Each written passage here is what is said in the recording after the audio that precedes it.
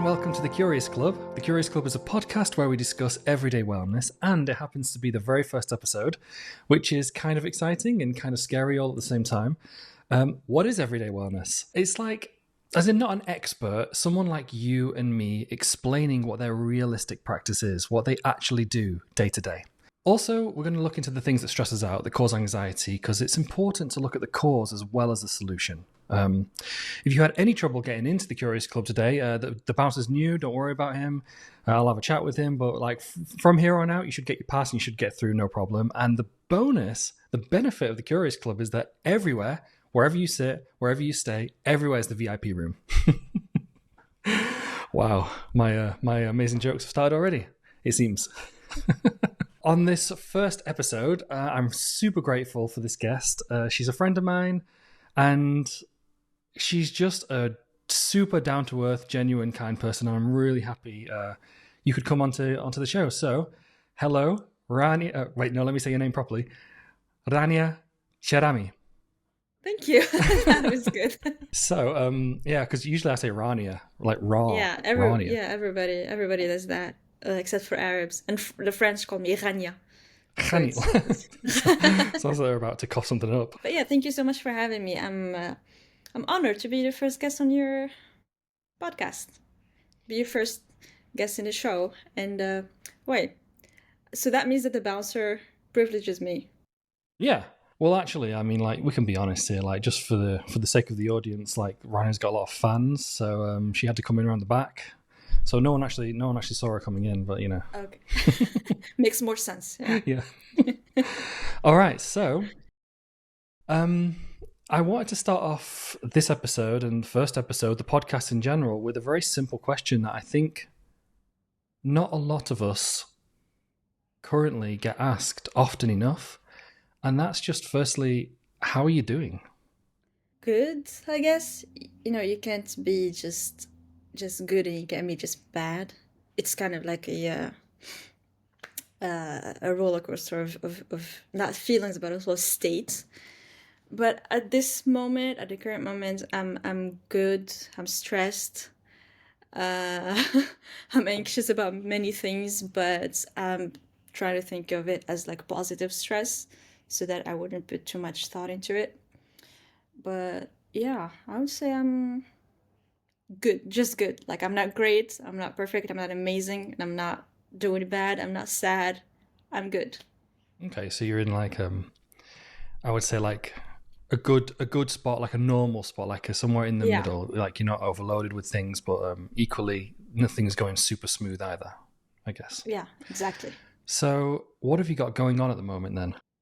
There's a lot of stuff. There's a lot of, like I said, stress. And there's different types of stress, like, and it's coming from different areas, like from work, from my, goals, dreams, and everything I want to achieve, from health-wise and trying to be healthy and trying to stay healthy and everything, and from family. So, but I think the main thing that's happening now is that I'm trying to build kind of I'm trying to work on this long life dream that I've had ever since, like, I was a teenager, I guess, which is like to work in video and to work in film. Nice. And like I told you, like, we're friends, we chat on different occasions, and I've told you that I'm trying to build, I don't know, I don't want to say build, but like to move from the corporate world, because I work in finance and asset management. And that's like, I want to leave the 9-to-5 lifestyle. I know what that feels like. Yeah, I mean, you did it. I'm so jealous, but I'm coming to that in no time. I hope so. But it's a trend. I think this was mostly like influenced by the internet and by a lot of stuff, because if you think about our generations before us, they don't mind doing the 9-to-5 for the rest of their lives, because that was the normal. But ever since internet became accessible to a lot of people, to everybody, not a lot of people, and it became this influence, this kind of trend to leave the 9-to-5, to be more free, to be more, do what you want, work on your dreams and goals, which is a good thing too, obviously. So I'm trying to do that, which is not a certain thing either, because I'm still influenced by the generations before us, our parents, and have that kind of fear of not having instant uncertainty, of instability. Mhm. So I'm trying to, because you took the plunge and you quit your job, but obviously you had savings, you had guarantees, you had plan B's, plan C's, and I'm trying to work on those plans so that I could leave the 9 to 5. And I've started, my first thing was to try to shoot a short film, Yeah, nice. Exciting.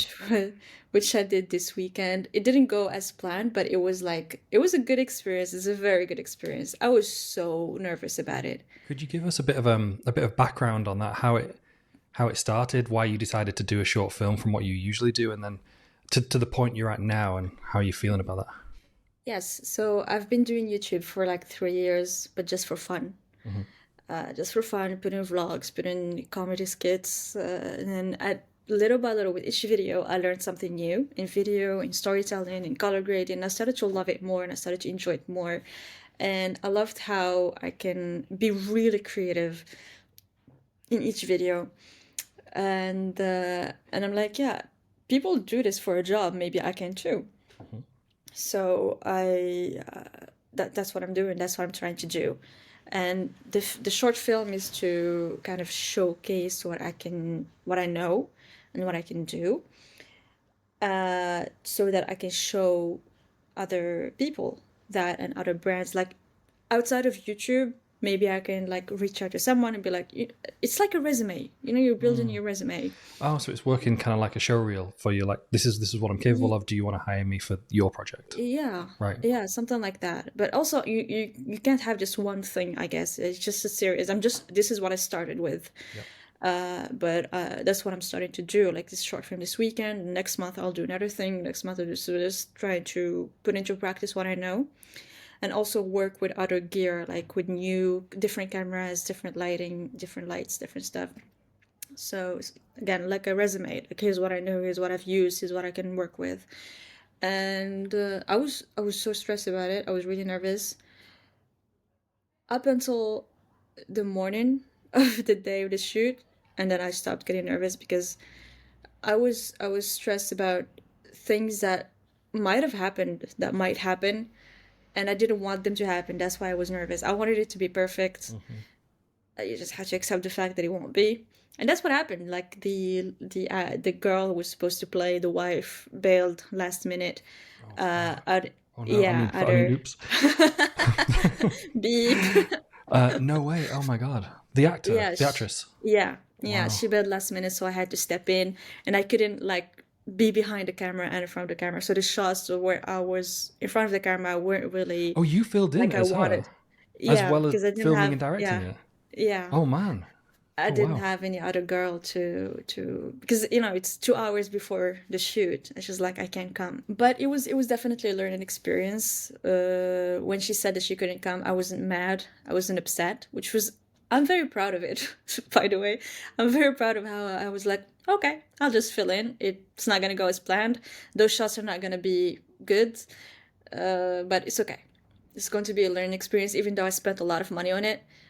It's okay. That's how it starts. And this project is going to be the worst of all of the other projects, which is the first one. And from each one, we're going to learn. Yeah, and it went really. It was a really fun day. It was really tired. I couldn't walk the next day. It was so tiring. It was definitely an experience, and a good one. And yeah, that's what I have going on now. That's the problem with filming anything, is there's so many external variables that are out of your Yeah. control. What was interesting to me, especially, was you said that before you were building up this kind of stress because you were worried about things not happening, or things, maybe even situations that hadn't happened. Like, is overthinking a thing for you? Do you do that? Definitely. I think everybody overthinks stuff. It just depends on the differences, how, to which extent. Mm-hmm. I'm gonna overthink this, okay, but then how is it gonna happen? Is it gonna be bad? Okay, some people just stop at that, but some others. The last week I went overboard in the overthinking. Like I had this image in my mind that I wanted the film to be like these colors, and I wanted them to be exactly how I imagined them. And I dismissed the idea that it might not happen like that, because I've never tried this before. So I don't know how to do it perfectly and to achieve that image. Yeah. So why do I want it to be perfect if I've never tried it before? Okay. And I wanted it to be that perfect. I wanted these shots.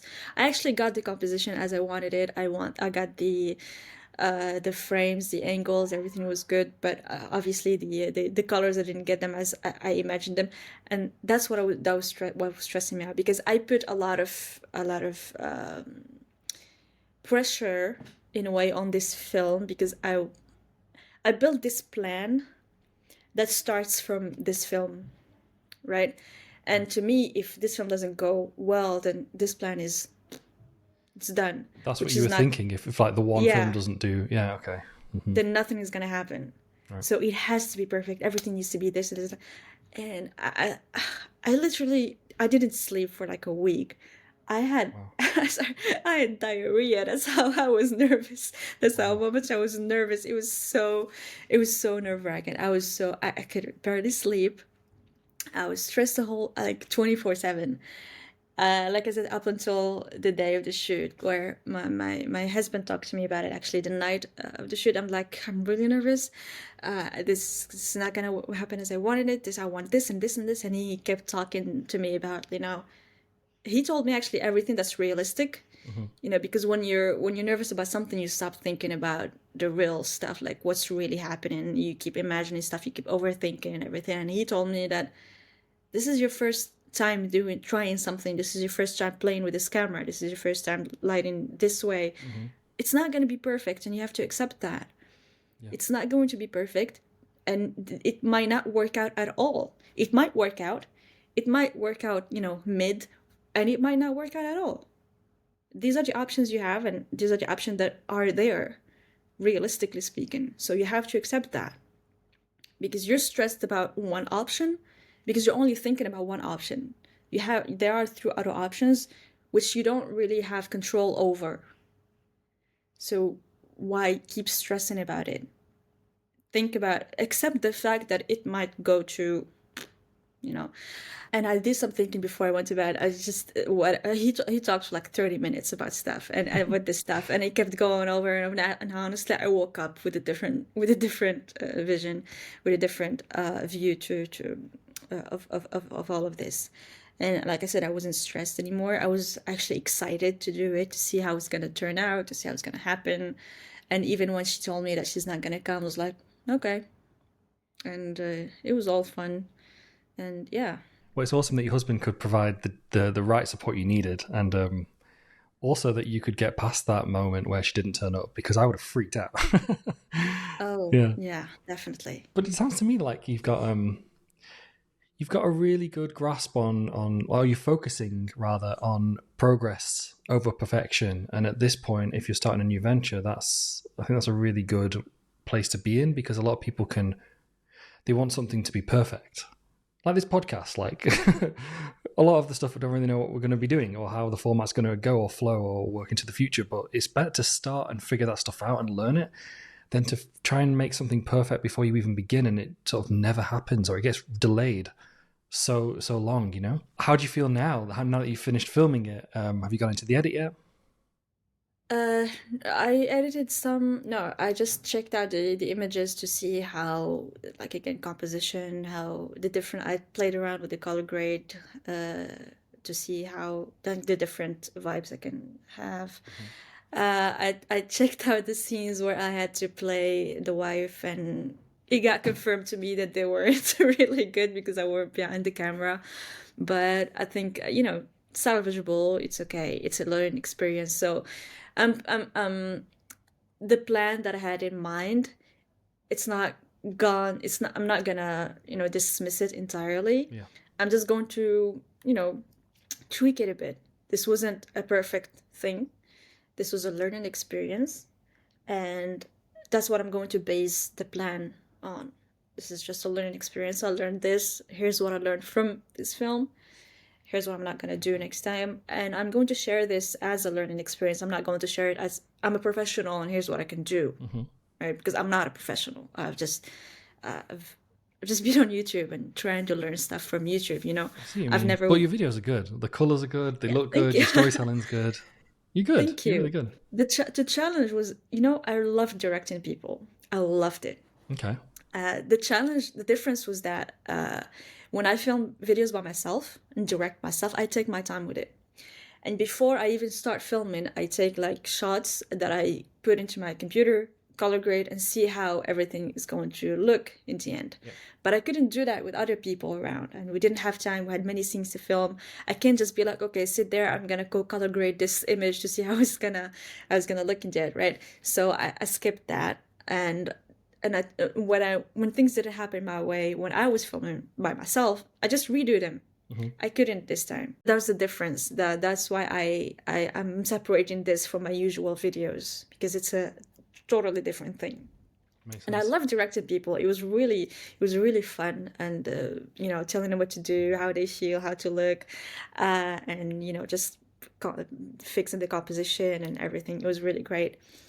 And yeah, so I'm going to share this as a learning experience, as here's what I learned, here's what I did wrong, here are the mistakes, to share with people too who are also on the same shoes, like, because there are a lot of people trying to do this thing, and they don't always find what the mistakes the other people share, because everybody learns from mistakes, from their mistakes, but also from others. So if I'm able to share this as a learning experience and share the mistakes I made and what to avoid, what to do, what I forgot to do, what I didn't do right, that would help me, but also help others that are in the same situation as me.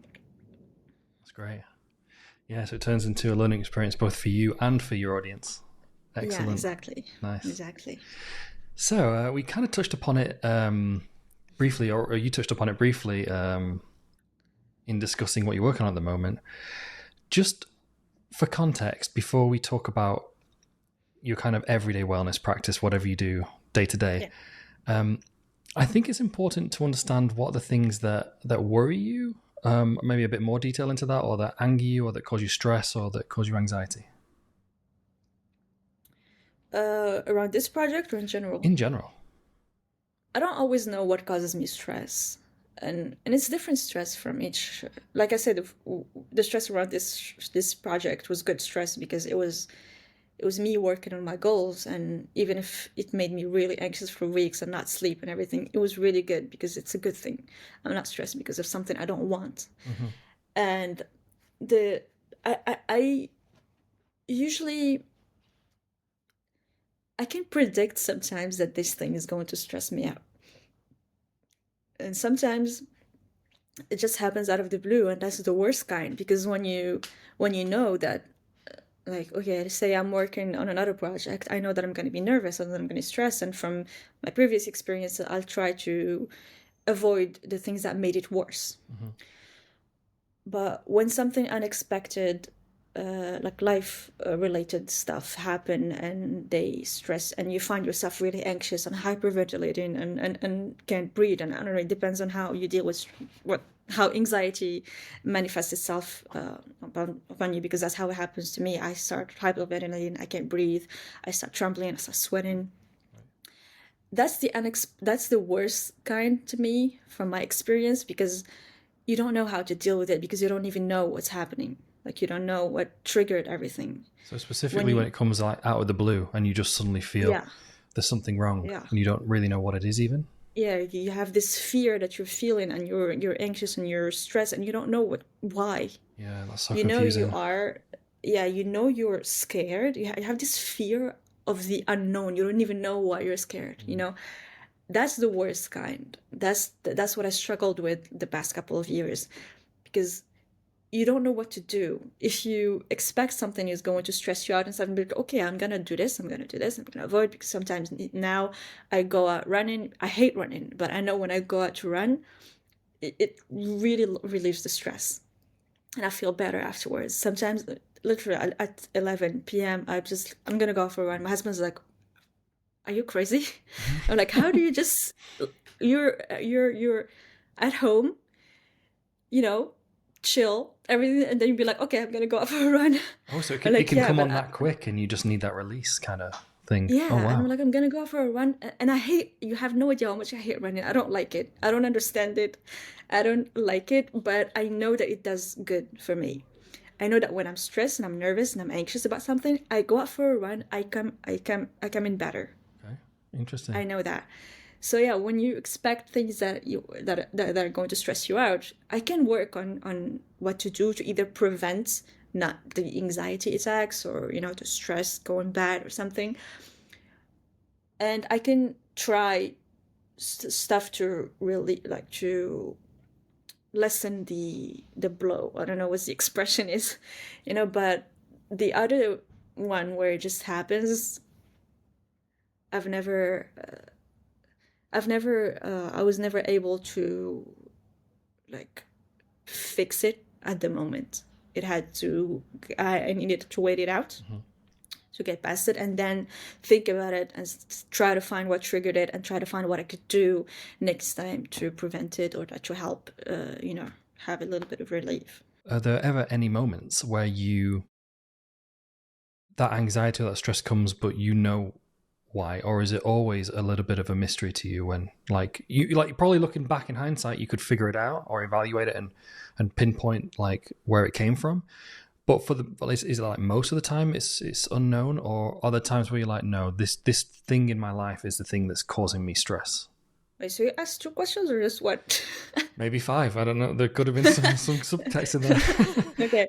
Last year when my anxiety like peaked, I was unaware of what triggered it every time, but I was aware of the general thing. I knew that environment I was in was causing me a lot of stress, like at work, and uh, and I don't know why my mind kept getting triggered by little things that don't even matter. But again, that's what anxiety is, I guess. Um, Now I'm still in that same environment, but I don't get anxiety attacks from that anymore. Interesting. What changed? Yeah. For so long, I've been trying to leave that environment, and I tried. I got opportunities and stuff that I didn't take. But what changed, I would say, is it's literally just what you think about stuff. Like the same things still happen. It's literally the same things still happen around me. It's the same environment, the same people, same team, same problems, same gossip, same everything. What's changed is me just accepting the fact that whatever happens there, it doesn't affect my life. Like it literally doesn't affect me. Why am I going to be bothered by it? Like if this person says this or that, that would trigger an anxiety attack before, but now I'm like, I had to accept the fact that it really has nothing to do with me. I don't know how to really put it into words. I just had to convince my mind that it's not it's literally not touching you. It's not touching your life. It's not impacting you. It's not going to change anything in your life. You're like, tomorrow you're gonna wake up and gonna do the same day, redo the same day, and whatever that was said. I literally forgot a lot of things that happened, that were said, and I'm like, why did I used to get anxiety attacks about that? Yeah. It's really just mind work. And it's fascinating, and obviously medication helps. Obviously talking to people helps. I mean, I didn't do this by myself. I'm not I'm not gonna take credit for everything. I went to see a doctor. I saw a therapist that I used to see every couple of weeks. Now it's every 3 weeks. I take my meds, and I prioritize myself. Like I put myself above everything else, above work, above people, above other people's lives. I know it can sound selfish, but in reality, it's not. If you prioritize yourself enough to make sure that you're the best version of you or the happiest or healthiest version of you, you're only going to be a credit and a benefit to the people around you. Anyway, you're going to be better for them as well as yourself. So I think it's super important, super important to take the time for you. That's what I keep reminding myself of. Like you come first. Like when I speak to myself in my mind, you come first. You do what's going to make you better, make your health better, mental health better, everything. Anything that is going to that. So there are two things. There are negative things that happen. Either things that really don't impact you whatsoever, then you just move past them. Just accept the fact that, okay, this person said this, did this to you. How is it going to affect me? If there's no way to affect me, then I'm going to move past it. Don't even think about it. Yeah. And if it does, if the other situations that if it does really impact you, I speak up. I speak up for myself. I stand up for myself. Even if it doesn't change anything, and most of the time it's not going to change anything, because you can't really change people. Yeah. People have their mindset. They're gonna do what they think they're right. It's like you're doing the things you think that are right for yourself. But in my mind, it still makes me feel better and good that I spoke up for myself and that I stood up for myself, you know? So yeah, these are the two things that I had to make my mind accept and live by. And I'm not saying that now I don't, like my health is perfect, but it is still a work in progress. And I think everybody, it's always going to be a work in progress, because we're not perfect. No one is perfect. We're always gonna, have things that stress it out, it makes us nervous, that it makes us anxious. And I still sometimes get some minor attacks. And every attack is a learning experience. Like from every attack, I learned that this thing, here's what happened, here's what caused it, and here's how I'm going to avoid it next time. Here's how I'm going to deal with it next time. It definitely sounds like you've been through a lot, but you've got a good grasp on who you are from your own point of view, and you've still got maybe some more learning and some more growing to do, or just some changing to do. Definitely. But definitely sounds like you're in a good place. Yeah, it feels good. That's why I said that there are highs and lows, obviously, but as long as you're aware of what's around you, what's happening, what you're doing, what's happening to you, to your mind and everything, that's a good thing. That's what matters more. Even if you don't feel great or amazing, as long as you're aware of the vibes around you, the vibes in your head, that's what matters. Nice. Speaking of vibes, how you were saying, there's some things that can happen, and it's sort of like the way that you react to it. Like, is it going to affect me? Or am I even going to remember it tomorrow? Like, I vibe with that like so much. I've got this tattoo here, which is basically kind of like a reminder that, like, yeah, okay. So say you're walking up the road and it's 9 a.m. and a car goes by and splashes you with water. Yeah, of course you're not going to be happy about that. Of course you're not going to be namaste. You're soaking wet and that guy's a jerk for doing it. Yeah. Right? But if it's 4 p.m. and you've dried off and you're still in a bad mood, the driver of that car's not keeping you in a bad mood anymore. You are keeping you in a bad mood now. Yeah. And it's a weird one to grasp, but just like so much of your contentment and your happiness is really yourself and how you react to the things around you. Doesn't mean that you have to be super cool with everything. But a great deal of your unhappiness comes from yourself, from within, I think. Yeah, definitely. Well, I guess just something that I'm curious about, your mental health, your physical health, and your emotional health is, are there any that you prioritize, or are there any that are more challenging than others for you to work on, for you to maintain? The first question, like the second question, definitely I struggle with dealing with one more than the others, but prioritizing, I think they should go together, like the three. You can't because, like I said, I'm talking about my own experience. I'm not saying general stuff. Like I said, when I'm nervous about something, I got to run. So like I'm nervous as mental health, I got to run as physical health. So doing something physically helps me mentally. So it's not really, in this case, am I prioritizing the mental health or like the physical health? Because you're doing something that works for both, but are you doing the run because you want the physical health benefits, or are you doing the run to help with your mental health only? Like, if you were happy, would you go for a run? If you get what I mean. Yeah. Okay, yeah, so it is. Because yeah, because if I'm happy and when I go to run, because I don't run just to make me feel better. I also run because it's, good for your health. Again, I hate it. I don't like running. I Why, can't stress that why do you pick enough. running? Like, why do you do some weights or like, I don't I know. don't know. It's just good. You just go out. I have parks around where I live. I just run and come back, and I'm good. I feel good, health, like physically and mentally. So I run when I'm happy, because it's like going to it, it's both. It's good for my physical health, so I feel good about doing something good for my health. Like I worked out, and that this makes me happy, which is like good for mental health as well. So really you're balancing everything. There's not like, Yeah, okay.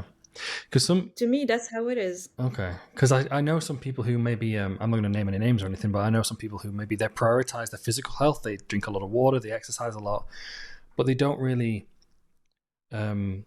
talk to friends or family or even have therapy. Which, by the way, I think therapy should be preventative. You shouldn't just have a problem and then need to go and see a therapist. I think it would be good to see a therapist when you're feeling great, just to make sense of things anyway. Yeah. But like, I know some people who do that. They prioritize the physical health, but not the mental health. And I know some people, which is the category I kind of fall into, where I would prioritize my mental health. Like, I would meditate and I would try to journal and I would do these sort of things and do gratitude exercises. But then I eat like shit. so there's definitely some people who they don't have that balance right. It's a bit off. But it sounds like you've got all three kind of in good harmony ish. Well, not always, because again, I'm not perfect. I do, I do struggle with sugar addiction. Oh my god. Oh Oh, yeah. oh, dude, you have no idea. I just had an ice cream before we talked, and I was thinking about getting one again, like while we were talking. I'm like, That's next level. dude, I have this bad sugar addiction, and to me, I feel like they should go together, because when I when I eat healthy and when I'm doing good, and sometimes I used to meditate, or when I'm doing good mentally, I feel like I have to be good physically. Like, so for the past, yeah, last week when I was stressing out because of the film, that's when I got back to eating sugar. But Because it I helps. was, It helps in the short term, and anyone who says it doesn't yeah. is full of shit. It absolutely does. Oh, this makes me feel good. Say more. But no, I'm not saying that it's. No, don't do it. Don't do it. Just my observation is like, you eat the sugar, or the sugary thing, or the croissant, or whatever it is, like, and you feel happy because, like, I'm pretty sure like it releases dopamine, like even a small amount, or Yeah. or serotonin. Something happens when you eat it and you feel good, Yeah. because ultimately it's like your body's main fuel source when it converts it to glucose or to glycogen or whatever, right? So of course you feel good when you eat it, but you just don't feel good afterwards when the insulin drops and you dip, and then you feel tired and groggy, and then you probably need some more sugar, and that's causing inflammation, and Yeah. it's a pretty terrible snowball. But it's the addiction, and even, oh my god, even the gut biome, the microbiome, it craves the sugar and it sends signals to your brain which are like, give me more of that particular thing. Like, it doesn't say I crave broccoli, it says I crave like chocolate. So yeah, it does make you feel good. For sure it makes you feel good, but do you feel worse mentally because you know that it's not good? So you kind of like, you get into this guilt cycle. Yes, but I keep reminding myself that if I did it once, I can do it again. If I stopped like that sugar addiction, and if I ate healthy for like 2 weeks ago, I was doing really good and stuff, then I can stop again. There's nothing like, if I did it once, I'm able to do it again. Like, I had the same sugar addiction like last month. If let's say last month, just take an example that last month I started eating healthy, like no sugar, no added sugar, no eating junk food and stuff. And I ate well for the whole month, healthy, everything is good, everything like vegetables, all the shenanigans. And then last week when I was stressed about the film, I broke down. I can do it again. Like, I had the same addiction before. I stopped myself. Then thinking about this doesn't make me feel really bad mentally, because I'm able to do it. Like, I just have to do it. Mm-hmm. So I... after this, I'll eat my ice cream and then stop. See, that's the problem though. Like, it's But, I don't know if this is the same for you, but for me, it's the yo-yoing. Like I've had times. I mean, I fasted for 5 days and I made a video about it where I didn't eat anything. So I feel like the discipline is kind of there, but not with sugar. Like, and the yo-yoing doesn't help. Like when you do have like a month and you're really good and you think, yeah, I can do it. I know I can do it. But then ultimately you end up back there doing something you know is damaging your body. I don't know. It's a really hard, for lack of. I mean, this is a bad pun, but like it's a really bad pill to swallow, sugar pill to swallow. Oh, but do you know what I mean? Like I feel like I can't Yeah. escape it. Even if I do a good month, I'll be right back there eating a lot of chocolate and a lot of crappy food, and you know. What worked for me before and still works for me, honestly. But I mean, I chose to eat sugar last week. The thing is that I know. See, I like you said the yo-yoing, but you know that if this thing happens, then you're gonna break down and eat sugar. So you know what triggers it. So you know that next time if there's this other thing happens, the same thing happened that triggered the sugar addiction before is going to happen. That you can prevent it. You can like do some other stuff instead of eating sugar. Like I don't know. I just eat apples. I don't know why, but apples they I mean they're good for you obviously, but every time when I want to stop my sugar addiction, every time I crave sugar, I eat apples. And it takes it away, And like it takes the edge away. Yeah. yeah, it does. Yeah, and I just like they taste really good. I love apples, and that's and once you do it, I mean, you're kind of full in a way, and I don't feel like eating anything after that, and then it's dinner time, and then I eat dinner, and then I go to bed. You know. So it was more of a choice last week. Again, I'm not perfect. Obviously, I should have chosen apples, but yeah, I mean, you and again, you shouldn't stop yourself from eating sugars like never again. You know, you just they also have like benefits like for you, like you said earlier. But yeah, Now a quick word from this episode's sponsor, Del Monte Apples. Uh, okay, so I've got a bit of a grasp now, as does the audience, on who you are, what you do, the things that stress you out, where that comes from, or in some cases you don't know where that comes from, but you've got to deal with the anxiety that falls out from it. So I'd like to go over some of the things that you do, or some of the things that you use to mitigate or help. Like what do you do on a daily basis? So it doesn't have to be like when there's a big anxiety attack, but just generally, what are your wellness practices? I listen to music. Mm-hmm. What kind of I music? take breaks. A bit of everything. Like Nice. literally, I listen to everything. In my playlist, there's like heavy metal, there's pop, there's Moroccan, there's rap, there's everything. Music that makes you feel good. I take breaks. I started taking a lot of breaks. Like to do whatever, maybe just to come play with my cat or just look out the window. You have a cat? I didn't Yeah, know you had a his cat. name's Ollie. Oh, I didn't know. Oh, he's so What color yeah, is he? he's so fat, orange. He's an orange Oh, cat. cool. Anyway, sorry, digression.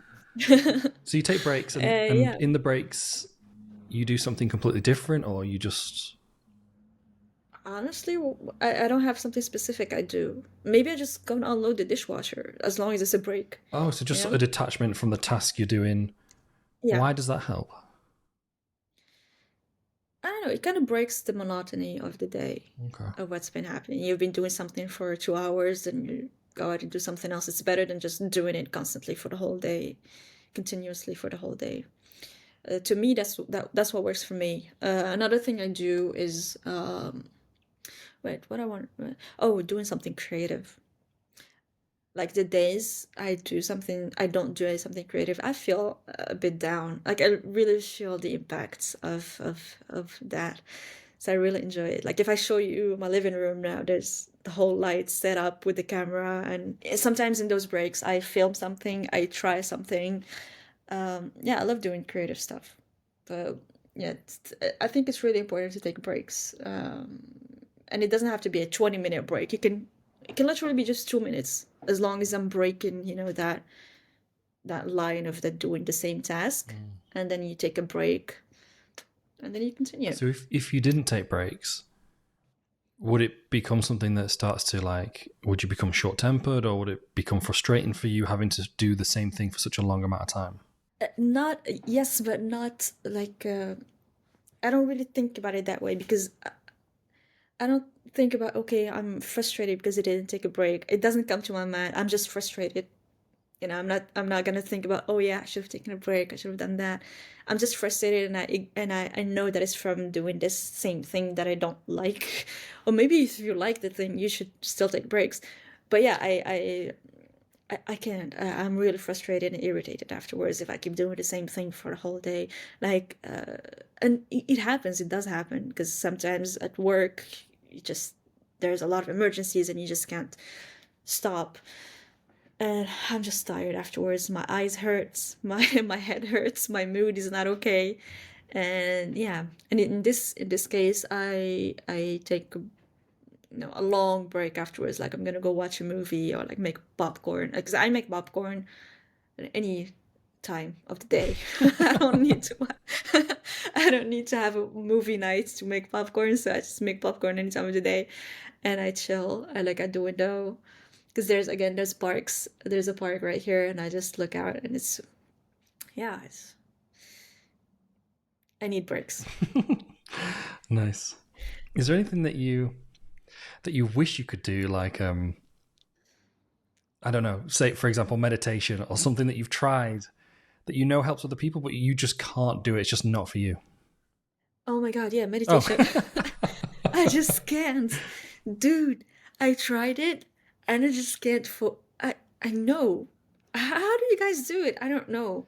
Like I either sleep, I fall asleep, or I just keep thinking about other stuff. Like Oh, so you find it hard to I, like uh, turn your mind off?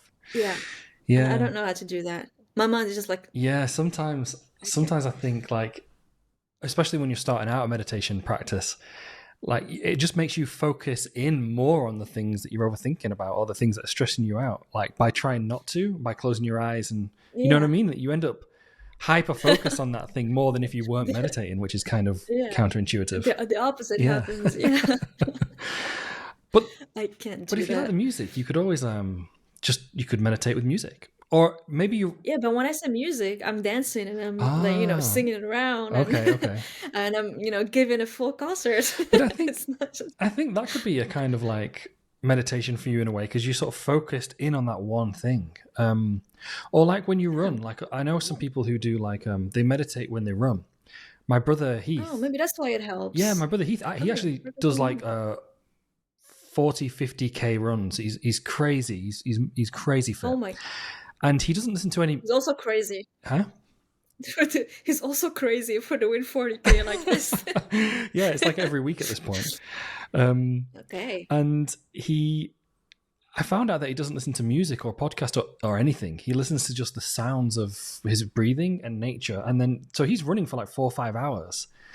So part of Yeah. me thinks that, oh, well, he says that he does it because sometimes he takes his dog with him, and he lives in Vancouver. So he has to make sure there's no bears or anything. So he needs to really hear his environment. But at the same time, I think it's it must be a meditation for him. He just hears his breathing, hears the breeze and the birds, hopefully no bears, Oh, for 4 hours. That's or amazing. longer. Like, so maybe your running is a kind of a weird amalgamation of like exercise, physical exercise, but also meditation for you. If you're just like zoned out when you're doing that run and focused on the run and nothing else, because it's difficult. Well, maybe it's difficult, but you Yeah. know, Yeah, maybe that's why it helps. I've never looked at it that way. Yeah. could be. Same with music, because I'm focused on, the lyrics and the songs and the steps and the choreography. Maybe that's why. Yeah, maybe meditation doesn't really have to be just listening to your breathing without thinking about anything else. Maybe just focusing on something and doing it for an amount of time. Yeah, maybe modern meditation. Maybe that should have been the name Yeah. of the podcast. See? um, okay, so I just wanted to finish off with one question, and that is, if a friend came up to you and asked for your advice on how better to deal with the negative, what would you say to them? What advice would you give? The same thing I said earlier about if it doesn't impact your day to day, if it doesn't impact your life in any way, shape, or form, move on. Mm-hmm. And I know it's easier said than done. It takes time, especially if you're struggling with it. But it definitely took time for me to accept. But it was a way of, laying everything in front of you, and everything that happens in your life in front of you, and try to analyze. And I really mean it this way, because that's what I did, and analyze what happens, what impacts you, what doesn't, why this mattered, why this didn't matter, why did I react this way, why didn't I react this way in this situation, in that situation. And while doing this analysis, while trying to review what happened, prioritize yourself. As you're trying to figure out how to make it better, always put yourself first. Obviously, as long as you're not hurting anyone else. But yeah, again, it might sound selfish, but prioritize yourself first, and because you can't really help others if you're not really good yourself. I agree. So help yourself first. Help yourself first, and then think about the others. So think of yourself first, prioritize yourself first, and then think about what comes next. Brilliant. Beautiful advice. Thank you. Thank you. So, thank you for coming on board and being the first guest and helping me out with the new show. Thank you for being honest and open and, a little bit vulnerable as well. I think it's really, really nice and really kind of you. And I think hopefully it will help some people listening to this as well. Yeah, that's what matters. I really hope so. So, if you've made it to the end of the podcast, thank you very much. Thank you for supporting the show and being here for the first episode. The club will stay open for quite a while, so feel free to hang around. Drinks on me. We do a whole range of alcohol-free drinks as well, which is my preference. So grab whatever you want. And yeah, I guess this is going to be the video version is going to be on YouTube and potentially Spotify, and the audio version will be, I guess, wherever you can listen to podcasts. We'll soon find out. Not sure who the guest is on the next episode yet. Kind of playing this by ear a little bit. Also, not really sure 100% what I'm supposed to do for an outro, other than say thank you for joining us. Thank you again to Rania for being part of this. Thank you. And I'm pretty sure I pronounced your name the old way, the way I usually do, not the right way. And other than that, have a great day, and hopefully we'll see you on the next one. So ciao for now, everyone.